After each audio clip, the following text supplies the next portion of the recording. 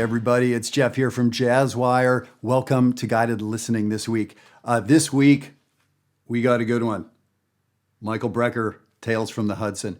I feel like this came out a year or two ago, but that's because I'm old and I have no sense of time anymore. But I had to look on the back and I couldn't read it because my eyes don't work anymore. But when I finally was able to see 1996, oh my gosh, this was quite a while ago. We're going to be listening to Song For Bilbao, which was written by the great Pat Metheny, who also plays on the recording. Now, before we jump into it, two things I want to say. We're doing a little investigating about starting some ongoing jazz workshops, not a camp, but regular twice a month in the north, like Dallas, North Dallas suburbs kind of area. If you're in that area, if you know any musicians that may be interested in doing some regular playing with a faculty member in Dallas, send us an email. And if we get sort of a volume of people that are interested in this, something we may be starting. So there's that. The second thing is, you probably know we have 3 jazz camps coming up for adults this summer. I'm really confused why you have not signed up yet. Money, okay, I get it, that's a thing. Time, I get it, that's a thing. Are those your only 2 excuses? Because, yeah, you should come and play with us. We just sold out our last piano spot for the DC workshop. So a gentleman from California is going to attend that, as well as the Canadian Summit, which is cool. So he's coming to 2 camps, 10% off if you off everything if you attend 2 or more of these workshops. So yeah, I would really love the opportunity to introduce you to the hundreds of musicians we have who come from around the world, to Washington, D.C. in July, to the Twin Cities earlier in July, to Edmonton, Canada in June. So please reach out if you have any questions. Just let's talk about it and see if it might be a fit for you.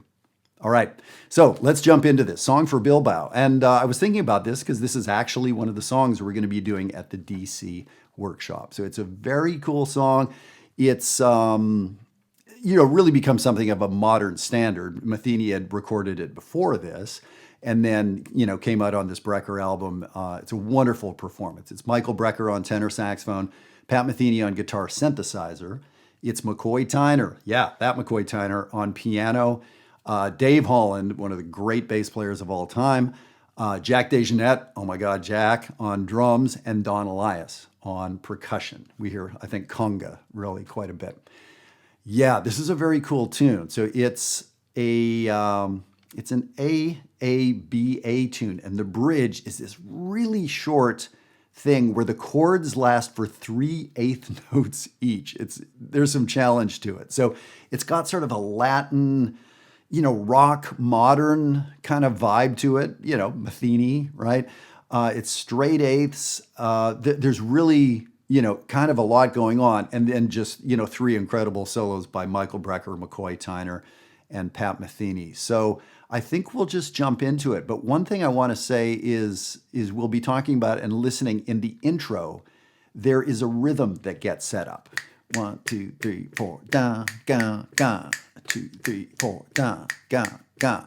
It's really the 3-part of the 3/2 clave.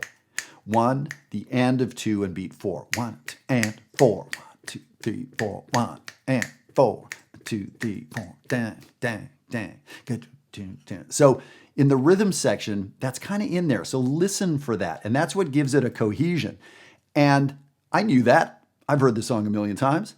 As I was listening to it this morning, getting ready to talk to you, it was interesting that when they get into the solos, that rhythm is not there, or it's very, very loosely there. I guarantee the musicians are feeling it somewhere in the back of their heads, but it becomes a much more through-composed straight 8th note kind of thing. When we key in on the bass line or key in on McCoy's comping, key in on Jack's drumming, which always is just this astounding wall of rhythm, it's less obvious. So I found that to be pretty interesting. But when I'm coaching musicians like you at the Summer Summit, we're going to be using that clave, that repeated rhythm, to give us a groove.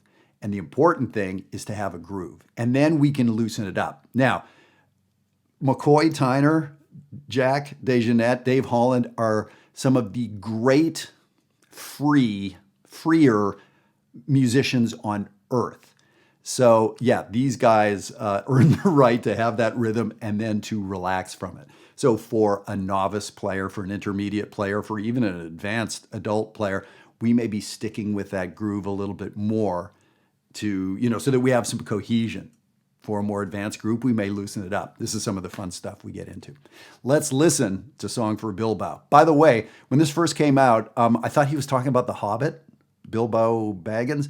Yeah, I've developed a lot over the years. So I do now know that this song is not about a hobbit. Moving on.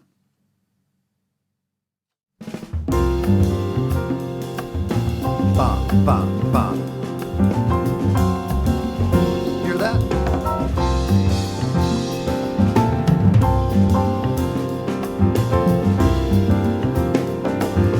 So now, even at the beginning, it's kind of loose. So McCoy often is playing one in the and a two, but I don't know if he ever plays beat four.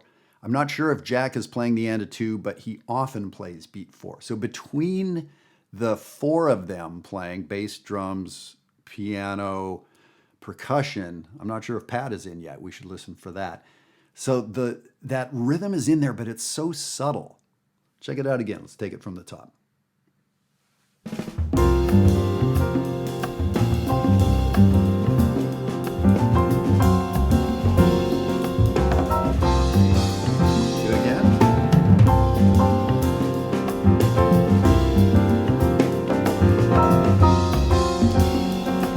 That bridge.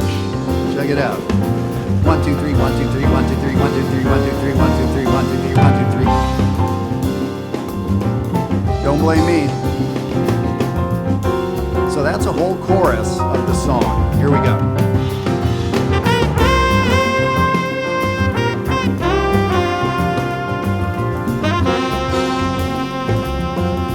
That's 1A section.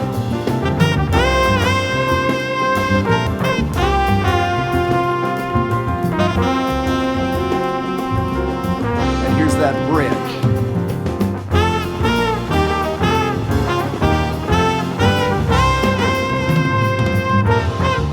Woo! Jack DeJohnette. Oh my God.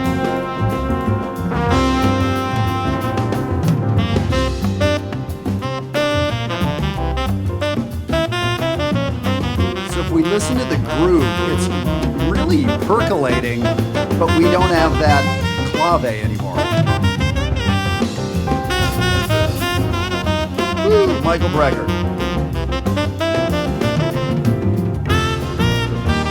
He quotes the melody. Smart man.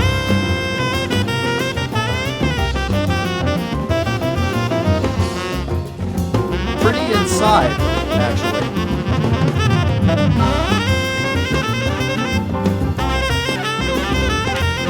Harmonics.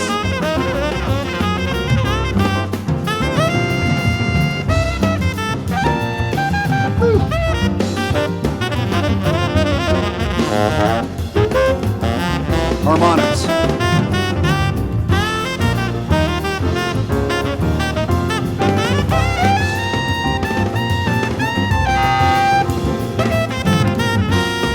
Man, a little two-chorus solo, very short. So now McCoy. Listen to his comping. Listen to it.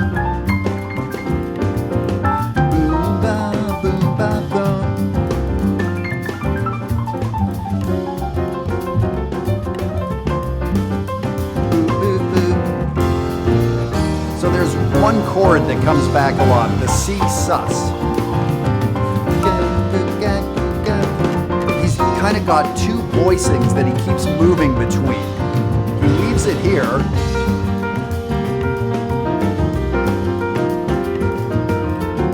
So that's more McCoy fourth kind of stuff. But then he goes back to the first plan. You hear that? Interesting. So over that C sus harmony, which is much of the tune, he does one thing. He accompanies himself one way, but varies the rhythm. Two choruses.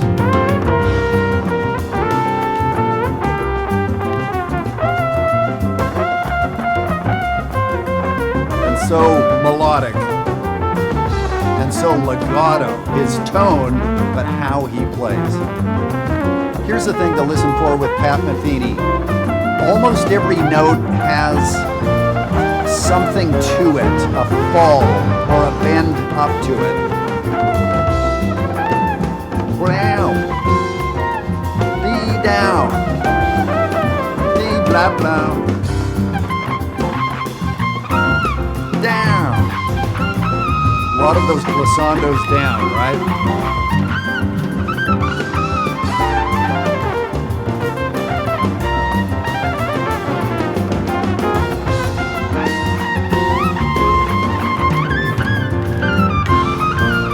It's a lot, right? Like the bends up, the bends down. That's a real Metheny thing.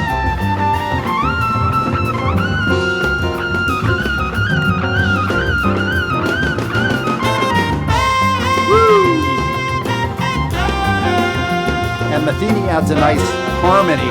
It's been all unison so far.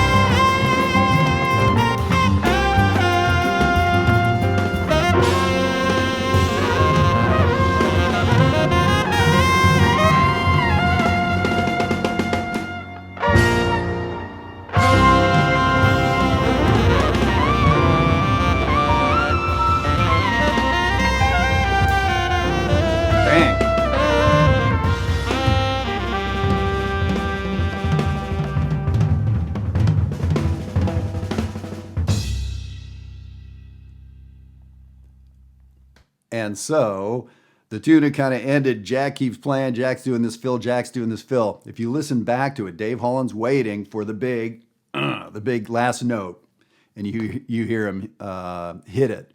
So, Dave knew that the gig wasn't quite over yet. We had that one last note. Holy cow. So, I mean, Jack DeJohnette, he's hard to talk about. And, I know great drummers who have dedicated their lives to, that style of playing. It's so much, it's so dense, it's so loose, but it's so propulsive. We don't hear a lot of whatever I say, you can yell at me, that's okay. He's not playing groove in the sense that there's always 2 and 4. This clave is always going on. He's not that kind of drummer. It's very organic and rolling. But the crazy thing is, like, that could be really non-grooving because there aren't things sort of happening in a predictable way. But he's got like some kind of special, like, secret code to how to make things driving and propulsive and feel great as it's like, quantum particles are bubbling up in the rhythms. I don't know what the heck's going on. I love Jack. It's a lot, but I love Jack.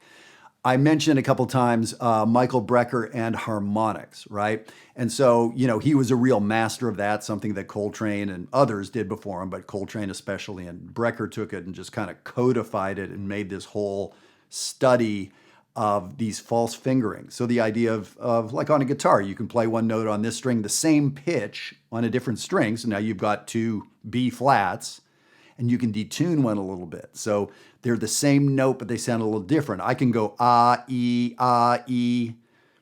That was the same pitch, but I made the timbre sound different, right? So that's what Brecker's doing with harmonics. So we hear that in his playing a ton. And then that thing I'd never noticed about McCoy's comping. A lot of the song is that C sus tonality, and how he had 2 voices, and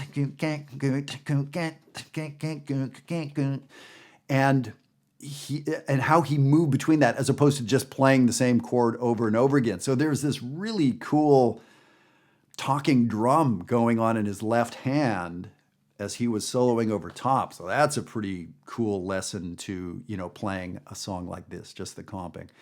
Man, so much going on in that. That's an absolute modern classic track. So I'm glad we got to do it. I'm really excited to be doing this also with adult students from all over the world at the Summer Summit. So I hope we're going to have you there with us. And I'm dead serious. Send me an email. Give me a call. I'd love to talk to you about how this could work for you. Guitar spots are sold out for the DC Summit. Piano spots are sold out for the DC Summit. We have a couple bass, drum, and horn spots left. And we have spots left for the Edmonton, Canada Summit and Twin Cities. And, now's the time of year that people are looking ahead to the summer and booking. So send us an email or jump over to the website and you can register for a spot right now. All right. That was fun. And now I'm excited about listening to that whole album top to bottom a whole bunch of times because what great music there. All right, everybody. Have a great week.